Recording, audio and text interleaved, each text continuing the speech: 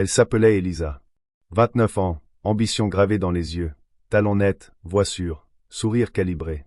Dans un monde où les apparences comptaient plus que les diplômes, elle avait appris à modeler la sienne comme un chef-d'œuvre de persuasion. Son CV brillait comme un lingot dans une vitrine, diplômée de HEC, 5 ans chez MC Kinsey, 3 autres à la tête d'une unité stratégique d'un grand groupe international.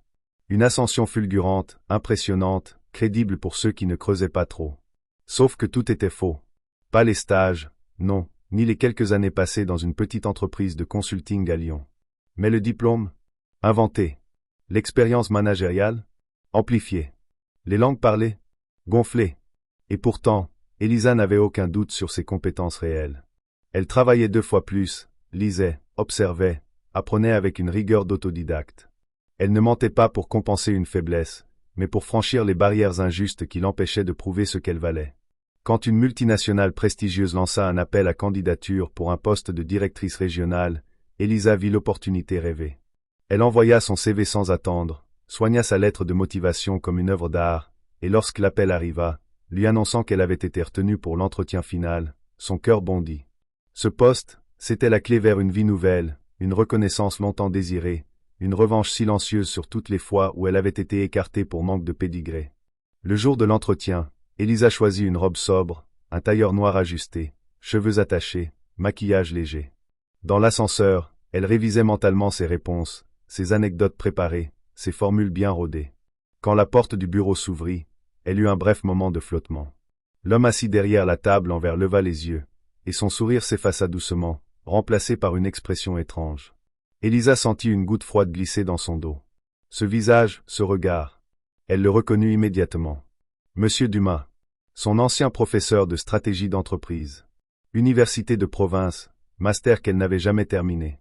5 ans plus tôt, elle avait fui son cours après un échec humiliant lors d'un oral. Elle n'avait jamais cru qu'il s'en souviendrait. Mais lui, si. Il se leva lentement, lui tendit la main avec une politesse distante, et dit d'une voix posée. « Bonjour, Elisa. » Quelle surprise! La suite fut un supplice. Chaque question semblait avoir une double lame, un sous-entendu, un piège invisible. Il ne mentionna pas leur passé. Pas encore. Mais ses yeux disaient tout, il savait. L'entretien dura 45 minutes. Elisa fit de son mieux pour rester droite, répondre avec brio, maintenir le masque. Mais elle sentait qu'il notait chaque détail, chaque incohérence. Et puis, juste avant la fin, il referma son carnet et dit calmement. Je dois avouer que je vous trouve changé. Vous n'aviez pas terminé votre mémoire, à l'époque. Dommage, c'était prometteur. Elle resta figée. Il venait de tirer la première flèche. Elle tenta de sourire, de glisser une réponse ambiguë, mais il ajouta. Pourtant, je vois sur votre CV que vous êtes diplômé de HEC. Intéressant parcours. Il n'insista pas. Il ne la confronta pas. Pas encore. Il se contenta de la raccompagner à l'ascenseur avec une courtoisie glacée. Elisa sortit du bâtiment le cœur battant, nausée au bord des lèvres. Le passé venait de la retrouver au moment précis où elle croyait l'avoir enterré. Elle rentra chez elle, se démaquilla lentement, puis resta assise dans le silence pendant des heures. Le lendemain, un email lui parvint. Objet, suite à votre entretien. Elle ouvrit, tremblante. À Madame Fournier, après délibération, nous avons le regret de vous informer. Elle arrêta de lire. La gorge serrée, elle referma son ordinateur. Elle s'en doutait. Mais ce n'était pas la fin. Une semaine plus tard, elle reçut un appel inconnu. C'était lui. Monsieur Dumas. Sa voix était neutre. Il lui proposait un café. Juste une conversation. Je pense que vous me devez ça. Elle accepta. Par défi, par peur, par besoin. Ils se retrouvèrent dans un petit café discret. Il ne tourna pas autour du pot. Pourquoi? Demanda-t-il. Elle hésita, puis répondit. Parce que personne ne regarde ceux qui n'ont pas le bon nom, le bon diplôme, le bon réseau. Parce que j'ai appris seul ce que d'autres achètent avec un héritage. Il la regarda longuement, sans jugement. Puis il dit, vous auriez pu réussir sans ça. Peut-être plus lentement, mais avec fierté. Elle baissa les yeux.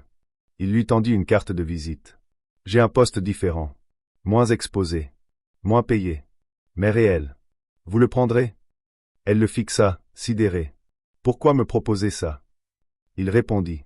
Parce que je vous ai vu travailler. Même à l'époque. Et je crois que vous avez quelque chose que les autres n'ont pas. Mais il faut mériter sa place. Elisa accepta. Pas par gratitude. Par détermination. Elle voulait prouver qu'il avait eu raison. Les mois suivants furent intenses. Elle travailla sans relâche, corrigea ses lacunes, reprit des cours du soir, effaça les traces de ses mensonges, reconstruit son image à la force de ses actes. Lentement, elle gagna le respect de ses collègues. Un jour, M. Dumas entra dans son bureau. Il lui tendit un dossier. Le poste que vous visiez initialement se libère.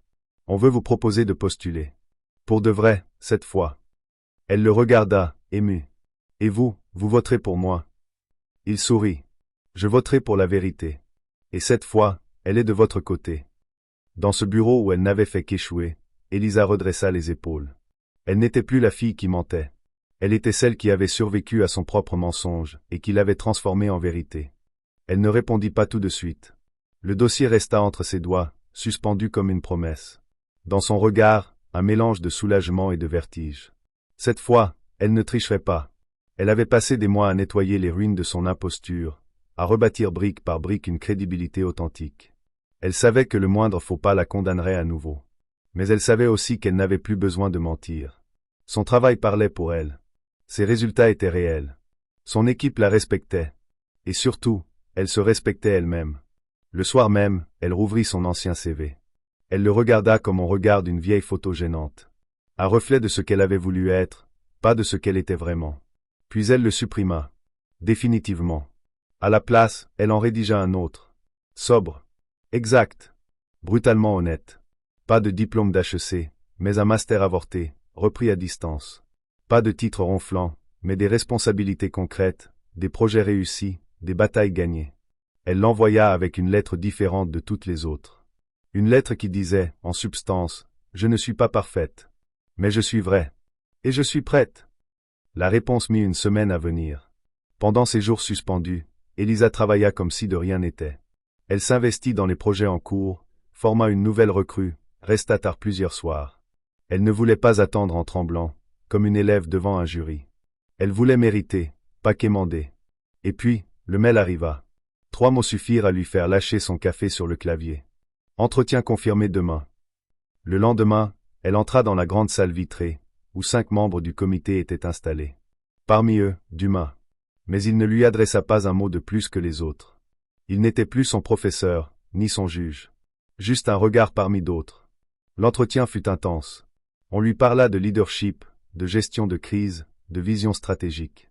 Elle répondit sans phare, sans fioriture. Elle parla d'échecs, de doutes, de réinvention.